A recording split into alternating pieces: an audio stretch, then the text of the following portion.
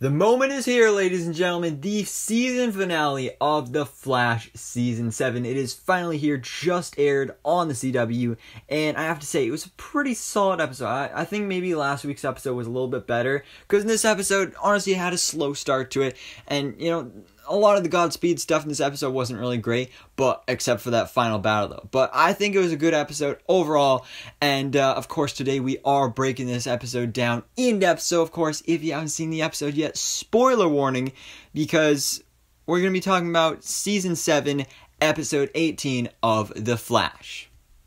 So, when we get into the episode, of course, Godspeed clones are all over the city, causing havoc and just wrecking the whole place, doing this whole Godspeed civil war here. And we meet back up with Barry inside the mind of August Hart, because, of course, that was where the last episode ended, where he went inside the mind of August Hart. And he meets the real, true Godspeed, the original Godspeed. And we finally find out what he's actually trying to get here, because throughout the season we've already seen that the clones kept saying like maximum velocity and like we want your speed and all this stuff. But it turns out it's specifically that they want organic speed. Because of course now that we're dealing with the artificial speed force, there's, it's obviously it's not as good as the original. It's got to be missing something. And Godspeed wants that something. So that is basically Godspeed's plan here. It's a pretty simple thing, if I'm being honest. But Barry definitely needs some help. So once he gets back out into his own body again, he recruits a little bit of help in the form of the Speed Force, aka Nora. But I'm just going to call her Speed Force because, we have another Nora in this episode, so that just gets confusing. So the Speed Force shows up and actually gives like a supercharge to everybody and gives everybody a super speed boost. Also rebooting Impulse, aka Bart Allen, and basically bringing him back to life out of his coma. So now he's good. That's another thing that, they probably... That did feel a little rushed because it was like a big cliffhanger last episode, and then like 5 minutes into this, boom, he's good. But whatever. Then we get a battle of Team Flash versus the Godspeeds. We got Killer Frost, or just regular Frost now, and Mecha Vibe off protecting the city in a different area. And then we got all of our speedsters lined up against the Godspeeds. We got the Flash, we got XS, we got Impulse, we got Jay Garrick, we got Speedster Iris, and of course we also have the Speed Force herself. But it actually turns out that having her there is not much of an advantage. It's actually a detriment to them because the Speed Force's presence is actually supercharging the Godspeed. So she has to go off and go away for a little bit now. And she goes back to the Forces of Nature house thing that we saw with the whole Forces storyline. And she basically goes back to retire there. And then Team Flash retreats and comes up with a better plan, where this time they're going to give Godspeed exactly what he wants. So they decide to actually give August Hart not only his memories back, but also organic speed.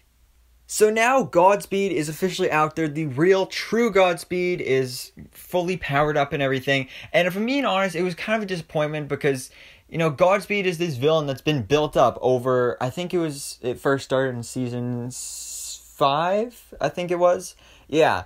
And we've been getting little trickles and sprinkles of this character here and there.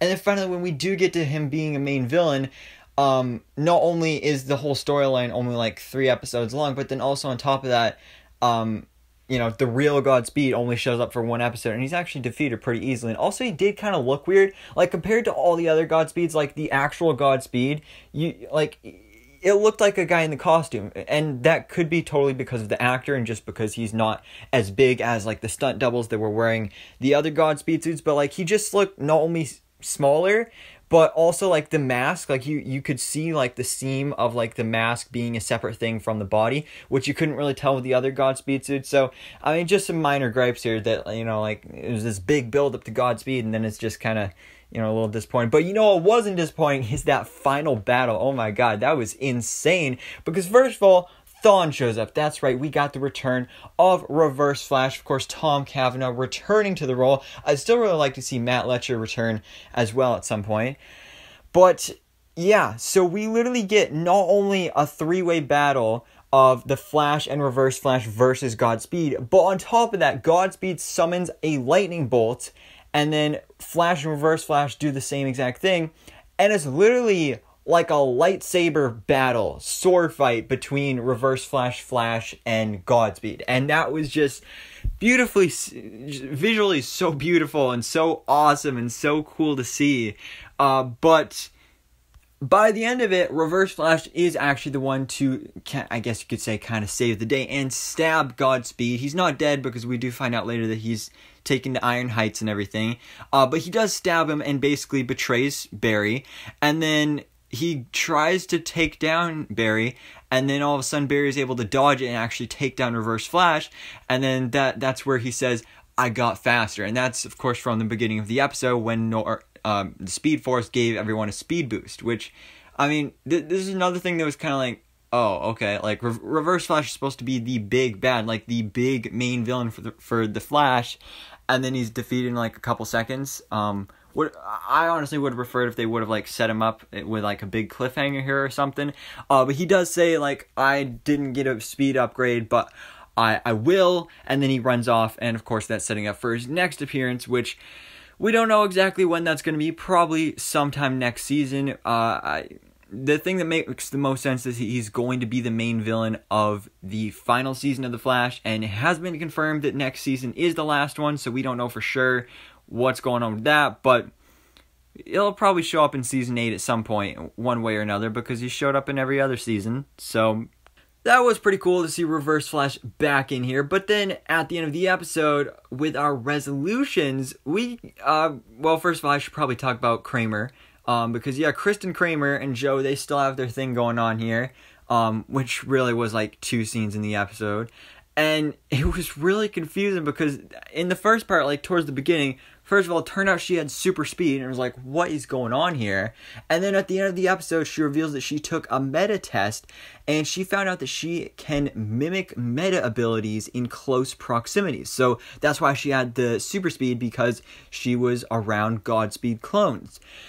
And I'm not sure how to feel about this, because, I mean, this character is, or was, such a jerk, and like they're trying to make us feel bad for this character and like feel like she's a good character now, but like the way they portrayed this character in the beginning of the season, I completely hated her, and honestly I still don't care for her anyway. So she says that she's taken on indefinite leave from CCPD, which, I mean, good, because I really don't care about that character, and I really don't get what the point was of having this whole storyline with this character if she was just going to leave anyway. I mean, at the same time, I'm not complaining because I really don't want her to stick around. But again, it just doesn't make sense. Like, why would they spend so much time on this character and developing her if they're not going to do anything with it?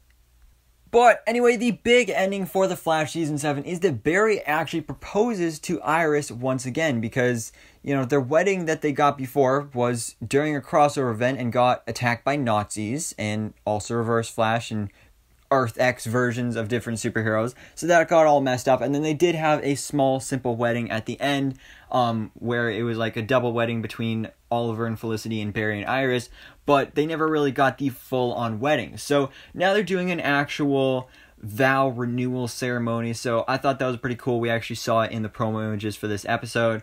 But that's what goes down here, and Bart actually sings a song, because, you know, Jordan Fisher is a singer, dancer in real life, so that makes sense. He's a great singer. I mean, I literally grew up watching him on Disney Channel, singing all the time, so that was great. Honestly, I was a little disappointed with the song, though. I think it would have been awesome if he sang, Running Home to You, because that's the song that, of course, Barry sang when he proposed to Iris the first time. So that would have been a nice callback. But, I mean, the song he sang was still pretty good. And then, you know, they renew their vows, they kiss, and yeah. So that is where The Flash Season 7 ends, right there. No big cliffhangers or anything to set up next season. By the way, next season actually starts off with, I think it was supposed to be like a 5-episode crossover thing, where it's like each episode is going to be a crossover with a different character. If you haven't heard anything about that, then you can check out my video on that. I did a video on that a couple months ago. So check my Flash Season 7 playlist. I think I put it on there, yeah. But anyways, guys, let me know your thoughts in the comments below. What did you think about The Flash Season 7? Again, as I've said before, this is definitely a mixed season. It started off pretty weak for me and got better towards the end, but still wasn't the greatest, and hopefully we can improve a lot more in The Flash Season 8. We'll most likely be getting some updates in the coming months, and of course they are trying to get back on track with the CW, so they're going to try and start this normal time, which I think is usually September-ish, but then we've also got DC Fandom in October, which no doubt they are going to have some sort of panel there, so I'm really excited for that. But guys, of course, thanks so much for watching. Please drop a like if you enjoyed this video, and hit the subscribe button so I can keep up to date on FM Go.